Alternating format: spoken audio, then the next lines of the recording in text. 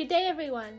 Today I'll be going over how I write and format my science study notes for school. The notes you are seeing now are my biology notes. Like all of the beginning of my notes, my note-taking and calligraphy skills were pretty poor. However, as I flick through to the more later parts of my notes, as you can see, my notes start to really improve.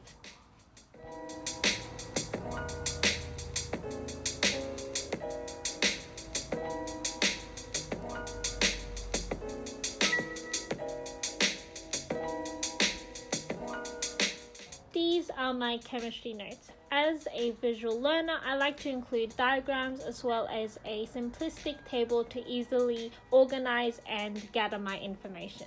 You can also see that all formulas and key information have a box around them.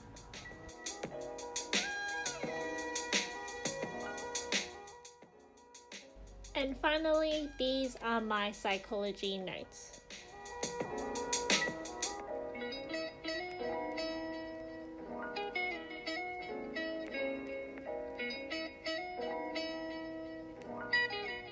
For my notes, I am using a B5 folder and paper from Muji. I don't particularly like A4 because I find it too big to write on for my liking. Because when I first went to Muji they ran out of grid paper, I used line paper throughout the year. However, this year I'm converting to grid paper because it gives more freedom and guidance for diagrams and placement. I also use a 0.5cm black Muji pen to write the majority of my notes, but I also have a dominant color which is also a 0.5cm pen from Muji for any headings, key concepts and other things which I will explain later in this video. I then use a highlighter of the dominant color from Stabilo. For my secondary color, which is always grey, I use a 0.5cm Muji pen, and because I don't have a Stabilo grey highlighter, I am using a mild liner grey highlighter. Finally, the last tool that I use is a Mathomat, which can double as a stencil for shapes as well as a ruler. To prevent any indentation or marks on the other pages, I have a designated blank page to take all that damage.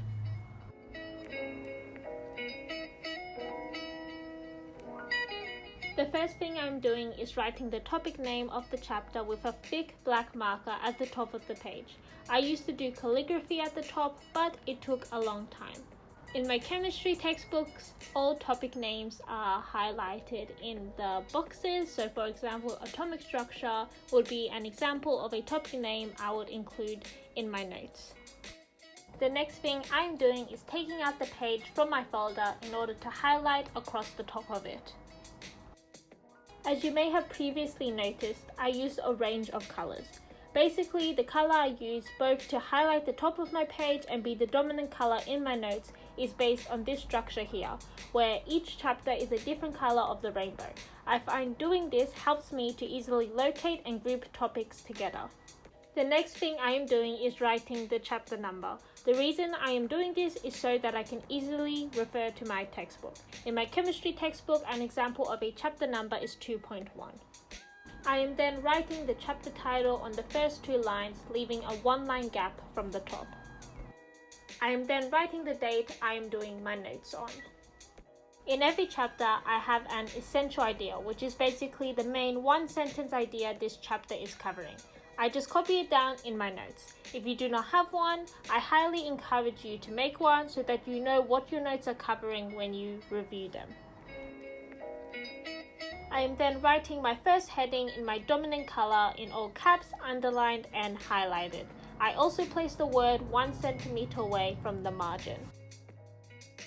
I am now writing the requirement this heading is covering. In IB, at the start of the chapters, there is a list of criteria that is covered. I like writing the criteria in my notes because it makes sure that I understand and address what my notes actually need to cover. Typically, the first thing I need to cover is a definition. I write all words needing defining in my dominant color and the definition next to it. I used to write the definition in my title texter, but I find it really amplifies the flaws a lot more, so I stopped using it. For any additional points, I like to write it using a circular dot point. If my dot point is a category, for example, if my definition was proteins, my dot point may be about the type of proteins. In that case, I will highlight the dot point in my secondary color and write any points under it with a dash dot point. If I need to explain a dash dot point further, I will use an arrow to write any more information. I then continue this process until I have all points down.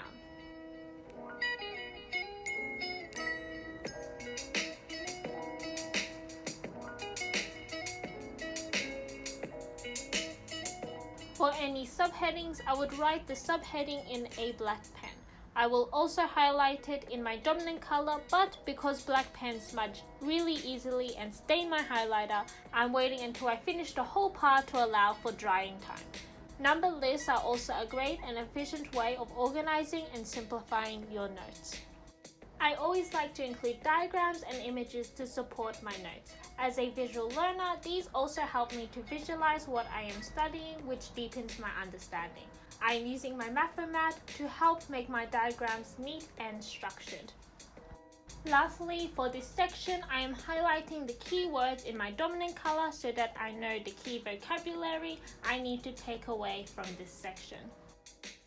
I am now writing my second heading for this chapter. Like the first one, I am highlighting it, capitalizing it, and underlining it. To save you the time from watching, I am then writing what I similarly did for the first heading off camera. And there you go, efficient, organized, and simple study notes that not only look nice but will help you study and get better grades. I decided to do a real example of an actual topic I would study. This is a section of biology notes that I took for 1.3, which is about membrane proteins. So sit back, relax, and enjoy.